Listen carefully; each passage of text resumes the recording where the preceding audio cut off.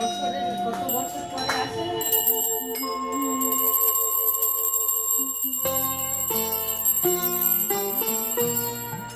আর একটু পুজোটা ঘুরিয়ে দেবো,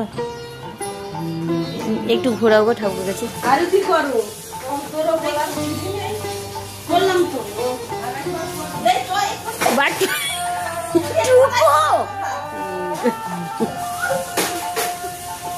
হরে কৃষ্ণ হরে